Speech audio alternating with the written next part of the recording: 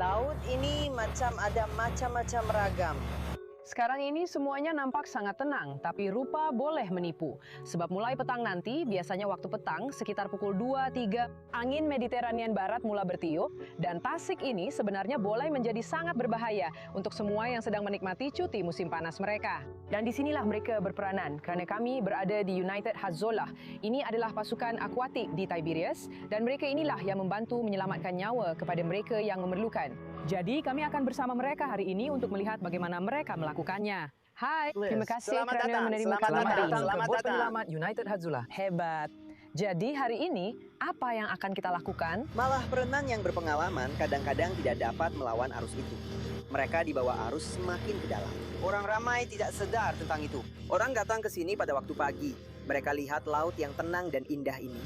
Mereka masuk ke dalam, dan tiba-tiba angin bertiup kencang, lalu mereka terbawa ke tengah laut. Mereka panik, dan panik sangat berbahaya apabila Anda berada di laut. Dan itulah sebabnya kami berada di sini. Dan sekarang kita berada di pertengahan bulan Ogos. Cuaca sangat panas. Dan Anda kata Anda menerima banyak panggilan sepanjang musim panas ini. Ceritakan kepada kami tentang perkara ini. Teruk. Maksud saya, kami terpaksa mengeluarkan ramai orang dari air. Syukurlah, dalam kebanyakan kes, kami sempat sampai sebelum sesuatu yang buruk berlaku. Satu lagi perkara yang berlaku bila cuaca terlalu panas. Orang ramai tak faham. Walaupun anda berada dalam air dalam cuaca macam ni, anda masih boleh mengalami dehidrasi atau lebih teruk lagi, stroke haba. Hakikat bahawa anda berada dalam air tidak bermakna badan anda mendapat cukup cecair. Jadi kita lihat orang yang berada dalam air, anda tahu apa yang boleh berlaku dan mereka mengalami dehidrasi. Sekarang, stroke haba sebenarnya boleh menjadi semakin teruk sehingga menyebabkan kegagalan jantung. Jadi itu salah satu perkara. Satu lagi ialah orang melihat laut pada waktu pagi. Mereka tidak tahu berenang. Mereka masuk ke dalam laut dengan raket kecil atau bot kecil itu. Dan tiba-tiba mereka terbawa arus dan mula panik. Dan disinilah awak mula bertindak. Apa yang berlaku selepas itu? Sekarang, kami bertindak dalam dua cara. Kami sama ada menerima panggilan, sama ada melalui alat komunikasi kami atau melalui polis maritim. Kami dapatkan koordinat, kami pergi ke sana, kami ambil mereka. Satu lagi cara ialah kami meronda. Kami hanya meronda ke sana kemari. Sentiasa memerhati ke dalam air. Sentiasa memeriksa keadaan. Dan memang benar panggilan itu datang pada petang itu. Sebuah bot kecil dan seorang peluncur telah dihanyutkan arus ke tengah Tasik. Tidak lama kemudian, perkara yang sama berlaku kepada lelaki ini. Nasib baik, pasukan United Hatzolah berada di situ untuk menyelamatkannya. Skipper Ossie telah melihat situasi seperti ini berkali-kali sehingga dia sendiri tidak mahu mengingatinya lagi. Saya sedang mengemudi bot dan saya rasa saya nampak kepala terumbang ambing di dalam air. Saya suruh salah seorang kru ambil teropong, tengok betul-betul. Kami mendekat. Memang betul, itu lelaki di dalam air. Dia sedang menguis air untuk kekal terapung. Kami tanya dia sama ada dia mahu naik ke bot. Dia angguk kepala, dia tak boleh bercakap. Kami bantu dia naik ke bot. Dia sangat letih. Dia terlalu letih sampai dia betul-betul tak boleh bercakap. Dia juga mengalami dehidrasi. Jadi kami rawat dia untuk dehidrasi itu. Kami tenangkan dia. Dan dia kata, saya seorang perenang.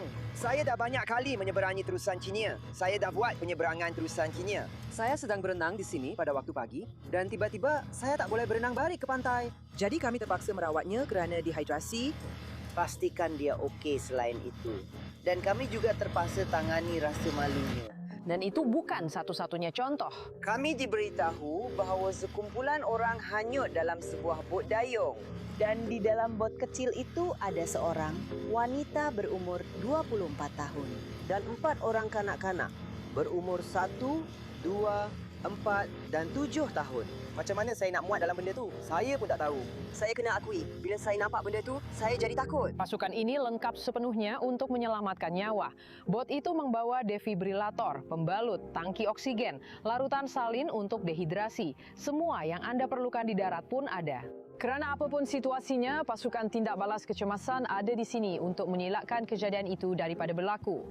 Di darat, kami sentiasa sampai selepas sesuatu yang buruk berlaku atau semasa ia sedang berlaku. Seseorang mengalami serangan jantung, seseorang terlibat dalam kemalangan, Seseorang terjatuh dari tangga.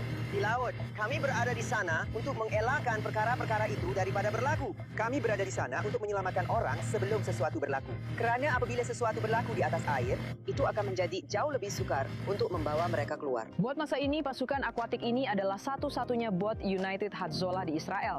Tetapi cita-cita mereka tidak terhenti di situ.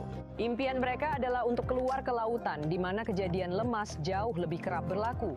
Bagi Kapten Ossi, itu bermakna peluang untuk membantu orang yang amat dia suka bantu. Membantu seseorang yang mengalami serangan panik, mengeluarkan mereka dari air, membantu mereka di dalam ambulans, memegang tangan mereka apabila mereka memerlukannya. Semuanya adalah sebahagian daripadanya. Semuanya adalah sebahagian daripadanya. Dan saya harus akui, ia memang menagihkan. Maksud saya, siapa perlukan dadah atau alkohol? Selamatkan nyawa seseorang, anda akan rasa teruja selama 2 hari. Saya serius. Dan mengeluarkan orang dari air di sini sebenarnya menyelamatkan nyawa.